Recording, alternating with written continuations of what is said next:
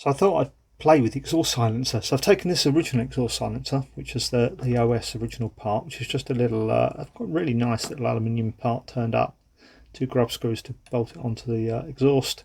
It's been pinned over at the end, look, just to keep that end pipe in there.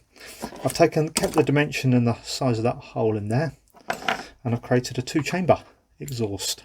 Now that fits in there. There's perforations in this side, so the exhaust gas will flow into this chamber and then to the next chamber, and then finally through to this same exhaust hole, as I said, same diameter. It's not aerodynamically it's a bit clunky, a bit clumsy, but I'm going to bolt it on and see what it sounds like. I'll pin this edge over and we'll see how it goes.